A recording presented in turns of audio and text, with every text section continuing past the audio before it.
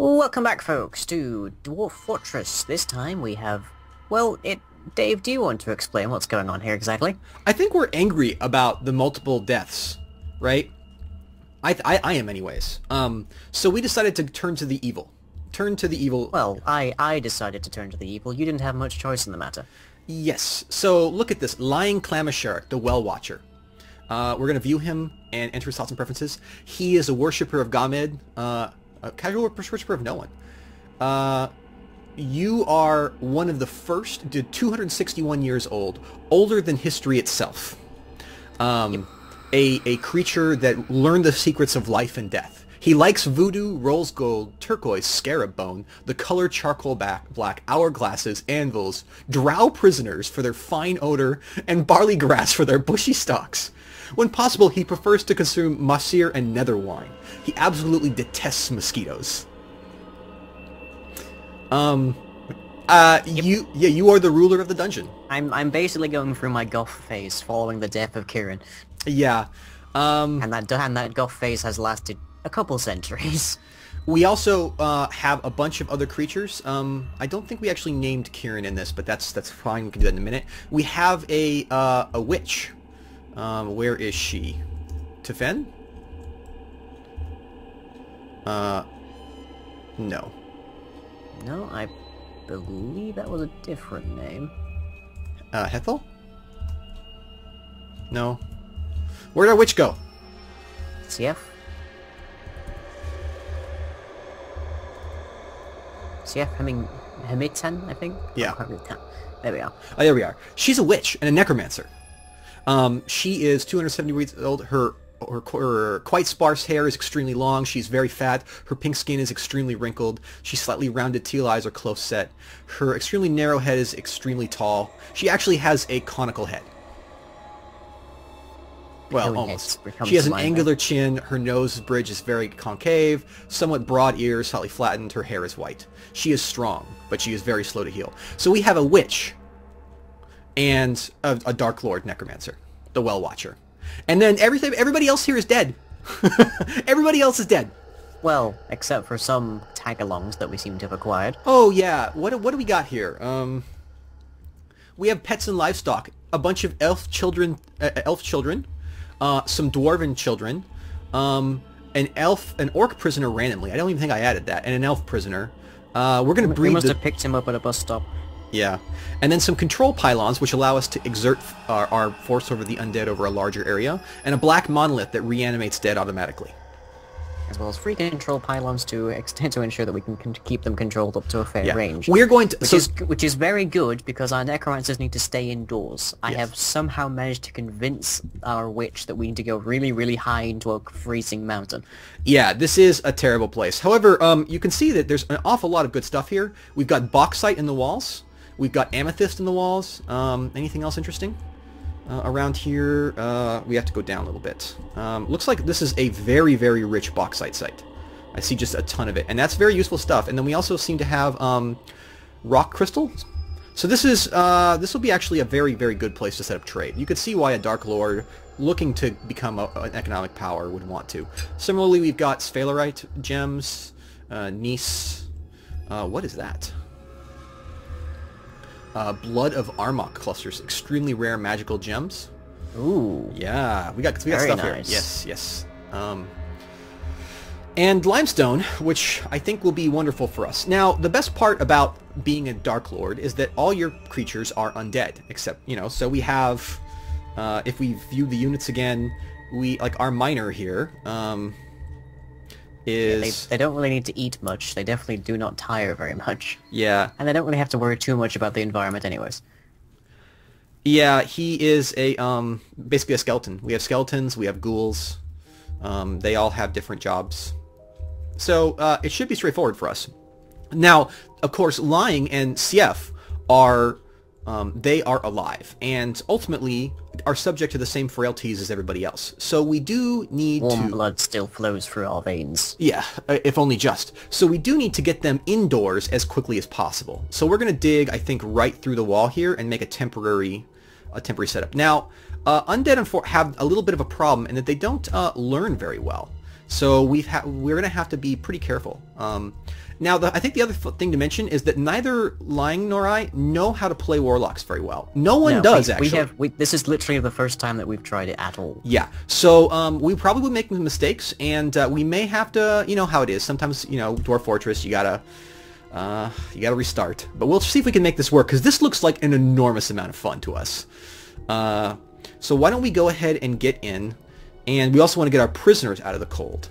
So I think that will be a good start right there. We need to get into some kind of internal structure and light a fire somewhere. Yes, and here's, as you can see, we're gonna go, and our ghouls are digging in. They're not quite as fast as dwarves, but we do what we can. Yeah, they don't tire though, so that's cool. Yeah. They never sleep, they never rest. Do we have a wagon? Yeah, we do have a wagon. So we're gonna remove that building.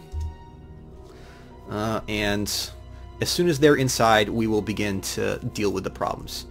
I think actually we probably want to start by building... Well, what do we want to build first? Probably a graveyard, right? We need slabs and coffins. Yeah, some kind of place to at least stick a pylon, if not the monolith.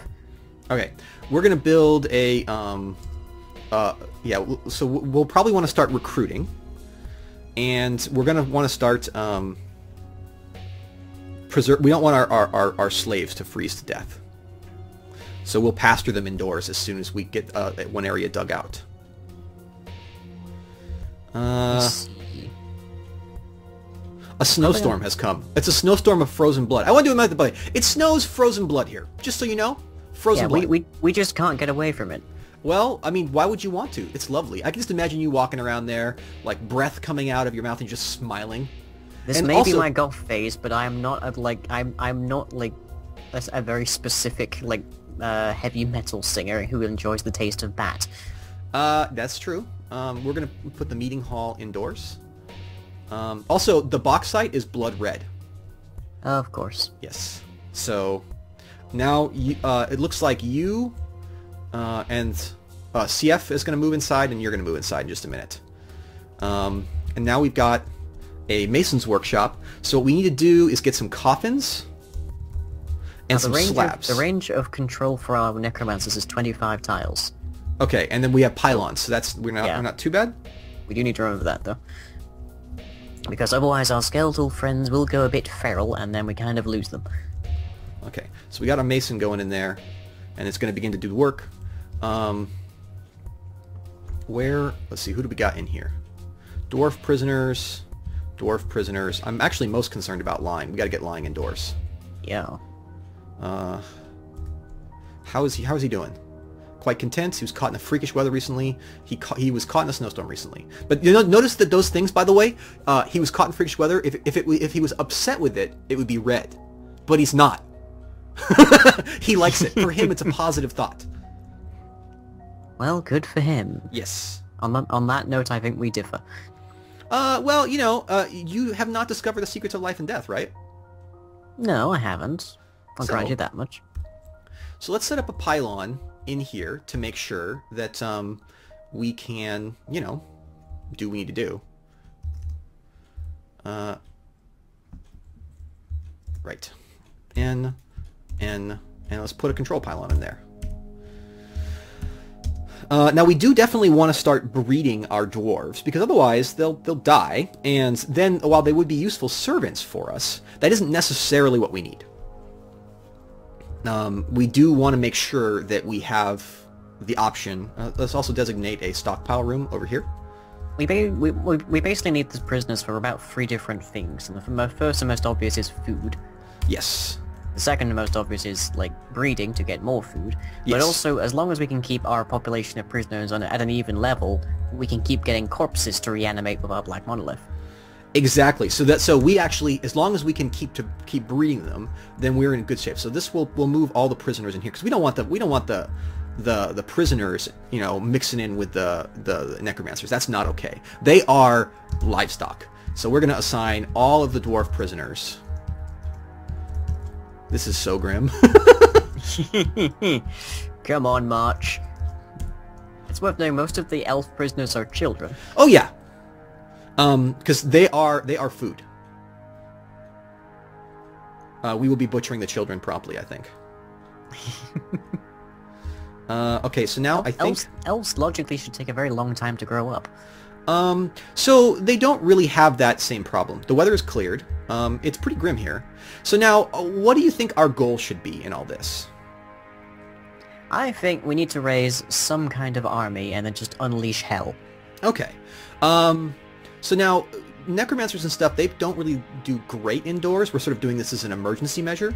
Yeah, because it's freezing cold and we're going to die. Yeah. So we'll definitely need to be a little bit careful here, I think. Okay, so I think Lying will be indoors now. Yeah. How is he doing with the weather? Well, that's what I want to keep checking on him for. I just don't want him to get sick and die. He's going to be getting cold. Yeah.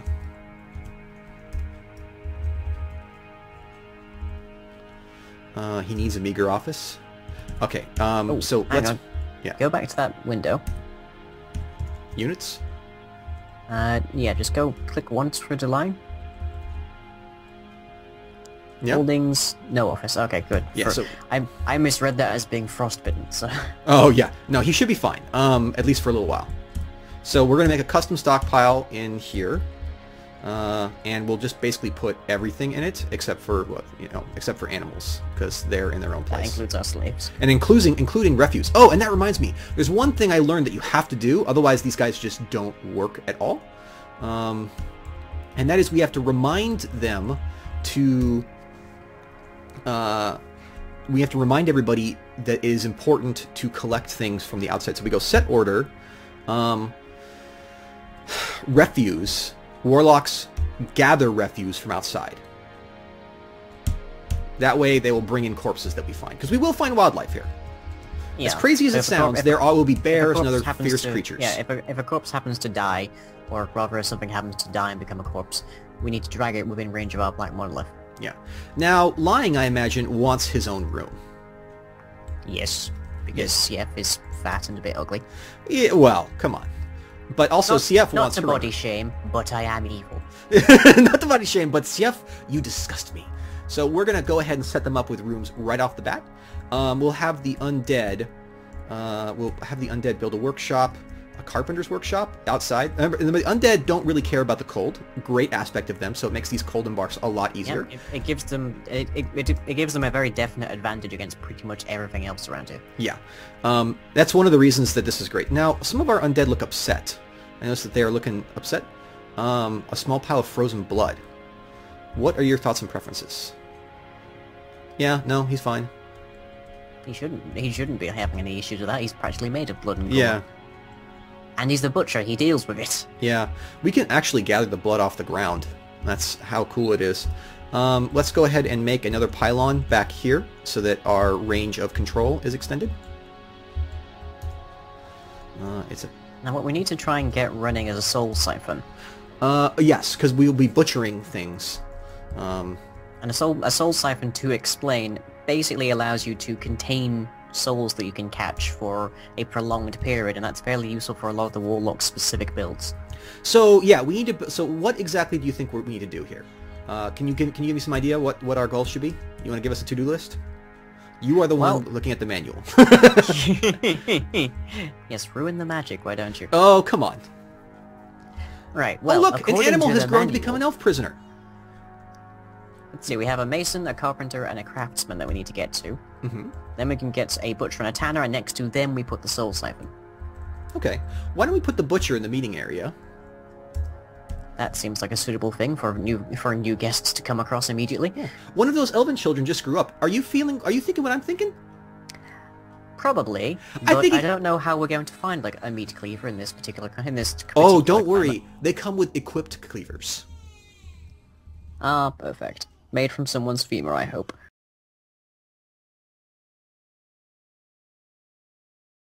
We can make a dungeon cell. Does that allow them to... What does that do? Can take either 5 units of meat or plants to feed the prisoners pastured nearby. Oh, interesting.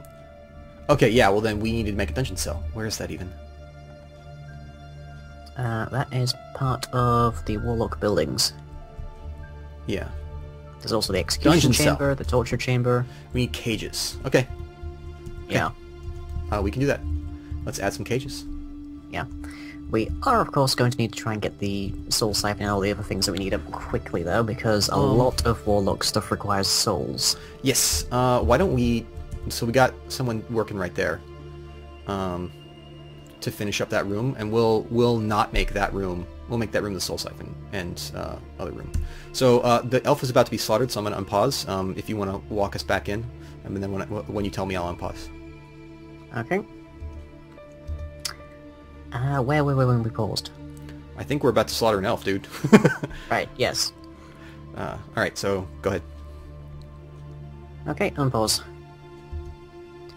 Well... Uh-oh. Elf! Oh! It... Slaughtered! Oh. Yep. It happened! Unfortunate for the elf, he grew up in captivity, and before he'd even had his bar mitzvah, we had to drag him out into the cold and butcher him. As is tradition. As is tradition. Okay. So that is the first of our prisoners to die. We do need to keep some kind of static population, I think. Yeah, but that's okay, because we can breed them. Now, I am a little bit worried about their life, though. Like they need to be fed, right? Yeah. So we're gonna have to build a dungeon cell. Now, you're actually concerned about them, just because of your ongoing love of these sorts of things. I don't have any, like, kind feelings towards them whatsoever. I don't know what you're talking about. Well, I mean, you find them useful, right? I just happen to know that the longer they're alive, the more they can suffer. I see. Well, that's fantastic. Well, we have a soul now, I think. Well, we have a limestone coffin. Okay, so what we want to do is outside... Now we need the soul siphon, because that soul isn't going to last more than 2 to 4 weeks.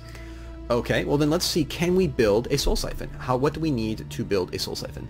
A soul siphon requires... an hourglass. So to make that, we need to build... I've actually seen this before. We need to build a craftsman's workshop. We can make them there out of pretty much anything. So let's go ahead and put that... This room is not going... Oh, wow, this room's almost done. Let's go ahead and put that in here. And we'll make it out of limestone. Let's also build... I think we've got enough room for a graveyard, so let's build that graveyard, because we can make more ghouls there, which will be useful. Yeah, we probably want to put our monolith there. Yeah. Workshop, so we can make a graveyard. We need 4 slabs and 4 coffins. Are we not done with that? I thought we needed a coffin, and I guess more slabs? Potentially. We might want to clear out a bit more space as well. Yeah, we'll keep working on that. Oh yes, how delightful. We've got meat. Okay, so what workshops do we have up so far? We have a carpenter's workshop, which I was going to make beds, tables, and desks for our new things, and we wanted to make cages, right? We need cages to start feeding our creatures. So we can make wooden cages as well. Cage. Nope. Because I think to get through the soul siphon, we ideally need a mason, a carpenter, and a craftsman. Okay. I think we have all those things. We're right now working for the soul siphon. We just need to get the craft dwarfs thing up. So we got a chair and 2 tables. All right, let's do it. You don't mind waiting a little bit, right? Alright. They can not suffer for a little bit. Well, come on.